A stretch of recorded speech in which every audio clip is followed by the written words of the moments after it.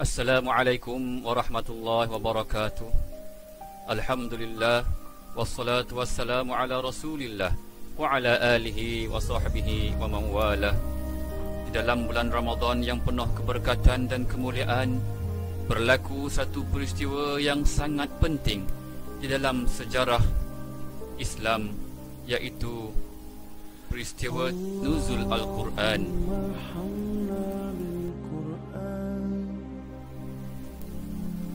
Maksud nuzul Al-Quran iaitu terdiri daripada dua perkataan. Perkataan pertama iaitu nuzul yang bererti turun, manakala yang kedua adalah Al-Quran, iaitu kata-kata Allah Subhanahu wa taala yang diturunkan kepada Nabi Muhammad sallallahu alaihi wasallam melalui perantaraan malaikat Jibril alaihi salam.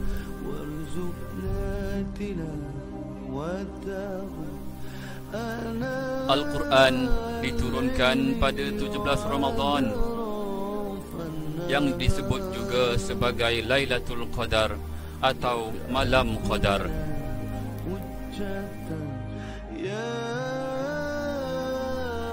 Al-Quran diturunkan ke Lauh Mahfuz yang kemudiannya diturunkan ke Baitul Izzah, iaitu di langit dunia, 30 juz sekaligus, yang kemudiannya diturunkan pula kepada Nabi Muhammad sallallahu alaihi wasallam secara beransur-ansur mengikut suasana dan keperluan.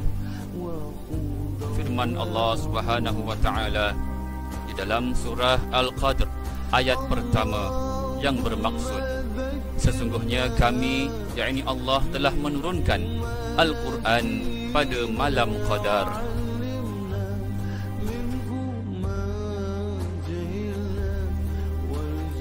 Al-Quran diturunkan kepada Nabi Muhammad sallallahu alaihi wasallam dalam 4 cara atau 4 bentuk, iaitu yang pertama, malaikat Jibril memasukkan wahyu ke dalam hati Nabi Muhammad sallallahu alaihi wasallam.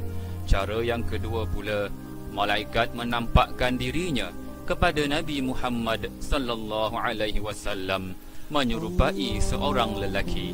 Manakala cara yang ketiga pula, wahyu datang kepada Nabi Muhammad sallallahu alaihi wasallam seperti gemercingnya loceng. Dan cara yang keempat pula, malaikat menampakkan dirinya kepada Nabi Muhammad sallallahu alaihi wasallam dalam rupanya yang benar-benar asli.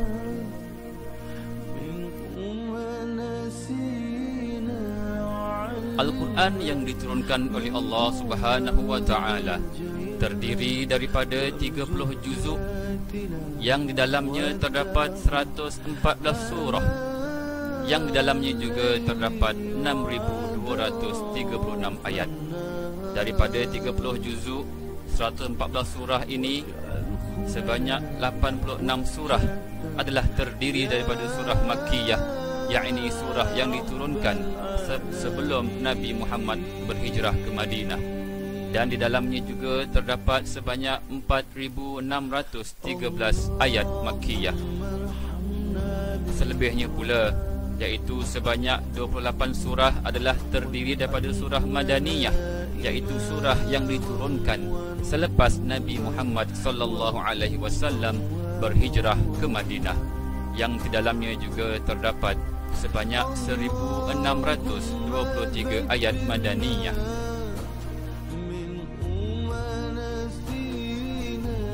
Sekilas renungan iman. Turunnya Al-Quranul Karim bukan sekadar untuk dibaca semata-mata, walaupun membacanya merupakan ibadah yang diberi ganjaran oleh Allah Subhanahu wa taala.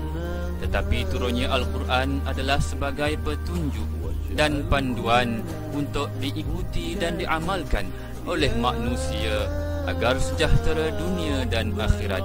Manusia yang hanya membaca semata-mata dan tidak mengamalkan peraturannya dalam kehidupannya samalah seperti seorang yang sakit dan mengambil ubat untuk dimakannya, tetapi hanya dibaca setiap hari, makan 3 kali sehari, tetapi tidak dimakannya, maka bagaimana penyakitnya akan sembuh?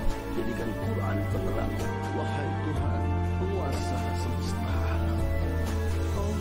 Samalah juga keadaannya apabila membaca Al-Quranul Karim tetapi tidak mengambilnya sebagai pedoman dan ikutan, maka Al-Quran itu sendiri yang akan melaknatnya.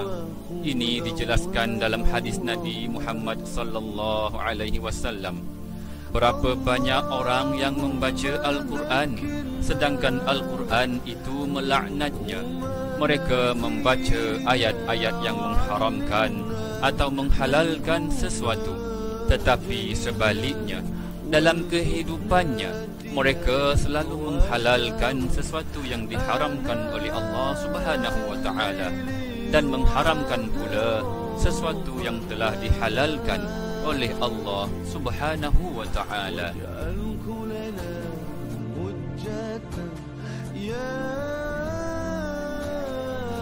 Sebagai seorang muslim, kita menjadikan Al-Quran sebagai pedoman hidup kita. Apapun perkara yang hendak dilakukan atau diputuskan, kita hendaklah merujuk kepada Al-Quran dan Sunnah. Insya-Allah kita tidak akan sesat selama-lamanya di dunia dan di akhirat.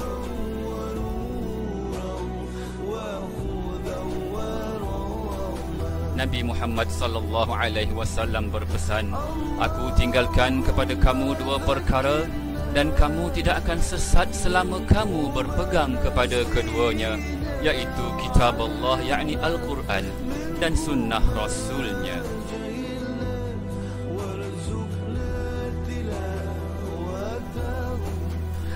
Sekian saja perkongsian.